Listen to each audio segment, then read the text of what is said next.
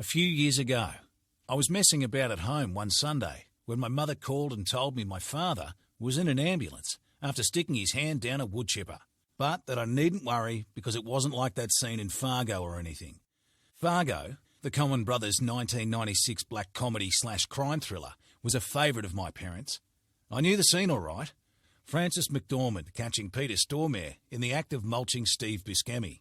The chipper's engine whining from the effort of a still-socked human leg, the snowy bank of a Minnesota lake repainted red. So, Dad hadn't been dismembered. A consolation, undoubtedly, but with my father, you could never be sure. Another weekend in the winter of 1990, I remember the date because I was in kindergarten and recounted the tale at show and tell. He cut off much of his left big toe with a chainsaw, then drove himself to hospital. He had first called into his GP, who, upon seeing a patient hop unannounced past reception, with a foot wrapped in an engine rag and God knows what wrapped in a handkerchief, turned pale and declared the job beyond his mandate. It wasn't until hours later that Dad rang us from hospital, the surgery a success. The sole clues to his absence were the chainsaw and earmuffs left uncharacteristically in the paddock, and the upturned boot beside them, which my sisters and I dared not look inside. This time, the only clean-up required of my mother was to wheel the abandoned wood chipper back into the shed before night fell. My father had been chipping tree branches, shoving them all in at once rather than feeding them in separately, when the chute had blocked. Then, ignoring all three warnings prominently displayed on the machine's side, hearing and eye protection must be worn. Keep hands and face away from inlet opening. Use wooden stick only to clear blocked chute. He had picked up a length of metal pipe and thrust it inside. He must have deduced that he couldn't drive himself to hospital with a mangled hand. At the time he drove a manual transmission. Had it been the automatic he drives today, he might have given it a shot. So he appeared at the kitchen window where my mother was reading and requested she call an ambulance. My parents' farm is 45 minutes from Canberra, the last 10 on corrugated dirt roads. When the paramedics arrived, trailing a plume of dust, they asked him to rate the pain on a level of 0 to 10. My father replied 5, which the paramedics took to mean the pain was bearable. But to anyone who knew my father, meant he was in a great deal of pain indeed. I drove out to the farm the next day. It was late winter, sunny but brisk, and my father was dressed in his characteristic short shorts and moth-eaten jumper. He was in good spirits. His right thumb had been broken in 3 places. Shattered was the word he used with detectable pride. But the rest of his hand was just badly bruised. He seemed more annoyed that the accident had stopped him making compost, the acacia and Tagazasti trees he'd been chipping being the first ingredients, which he customarily brewed into a tea each year and sprayed on his pasture as fertiliser. His cattle were calving. The idea was that by the time the newborn calves were ready to start eating grass in spring, the pasture would be turbocharged by compost tea. He spoke of the physiotherapy exercises he would do, and his confidence that, in no time, his thumb would make a near-full recovery. But when my mother made coffee for the 3 of us, I sensed an unspoken feeling of here we are again. Farming families often need a crisis to start a conversation about succession, but what to choose from a medical file as voluminous as David Peter Vincent's? There had, in the previous 5 years, been a broken wrist, sustained while trying to untangle a rope from a heifer, 2 cracked ribs, learning to surf in his 60s, a bulging hernia, his ham sandwich, tucked into his abdomen when he worked on the farm by a huge belt of the kind won at prize fights, albeit less ornate, and numerous angry skin cancers, removed by his exasperated dermatologist, only to be replaced by new ones, cultivated, farmed even, thanks to my father's precocious taste for distressed clothing. And now, this. Just that morning, Mum had caught him sneaking up a ladder to patch the net covering the top orchard with his good hand. This was his interpretation of the doctor's orders to take it easy. The average age of an Australian farmer is 58. My father was 66. I realised, warming my hands on my mug of coffee, that his next accident was an inevitability, and that when it happened, my mother might have to make another, harder phone call.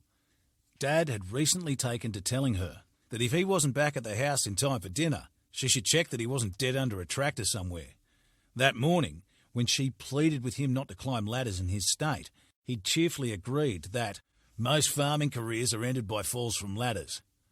These were meant as jokes, but now they seemed like premonitions. Succession is a dirty word in any industry, but farming seems particularly averse.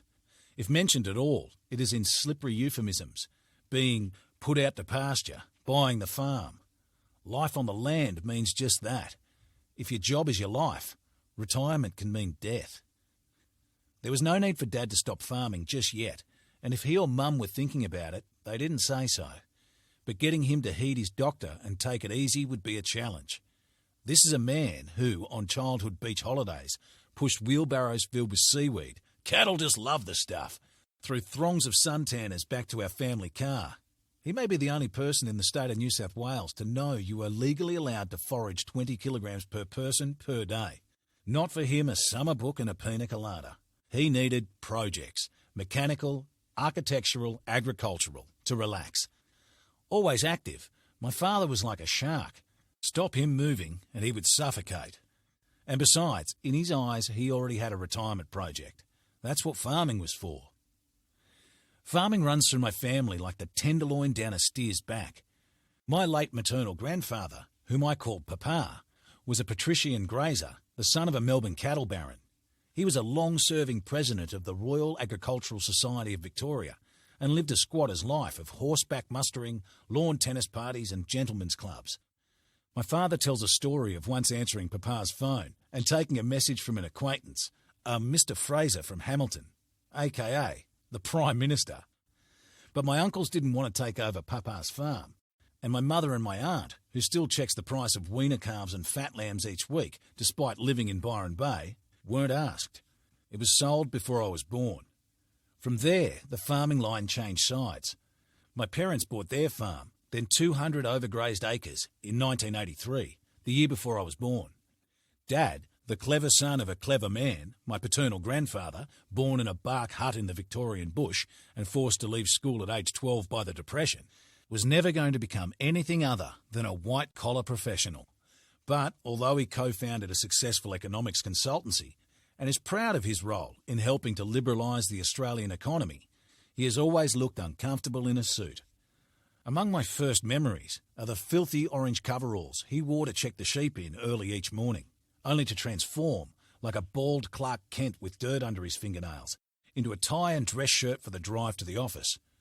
Returning home one night, still in his Canberra clothes, he shot a fox in my sister Lucy's bedroom while the rest of us were sitting down to dinner. Roast chicken, which we figured attracted it inside. Dad was raised in Melbourne, but spent his school holidays helping out on a cousin's farm a few hours to the northwest, driving trucks loaded with 10 feet of teetering hay, years before I got my licence. Mum, whom he'd met studying agricultural science at university, pined for a return to the land. They named their block Golian, after a Swiss village where, while backpacking in the 1970s, they had found relations of an ancestor of Dad's, the first Vincent to arrive in Australia in 1854.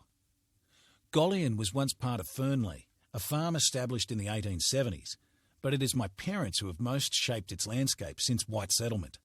Armed with the boomer audacity that made the post-war world seem theirs to conquer, Mum and Dad built themselves a house and set about constructing their Eden. Dams were bulldozed, fences strained, and my 3 sisters and I enlisted to plant thousands of trees on freezing winter days. It was a process of unlearning. My parents graduated from university in the wake of the Green Revolution, the 20-year period of intensive technological changes in the global food system following the shortages of World War II. Their teachers advocated the use of synthetic fertilisers, pesticides and herbicides, modern machinery to efficiently sow and harvest, and the planting of hybridised monocultures to increase yield size. All that mattered was productivity. This was the seed of modern factory farming. Its emphasis on agriculture as a means of production, divorced from the rhythms of nature, was eventually extended to cattle, hens and pigs, as much as to wheat, corn and rice.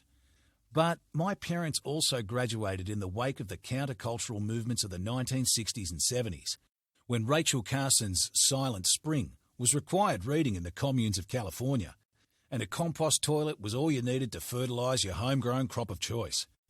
My mother especially, who worked as a high school science teacher after university, became interested in permaculture, an alternative agriculture based on a new buzzword, sustainability.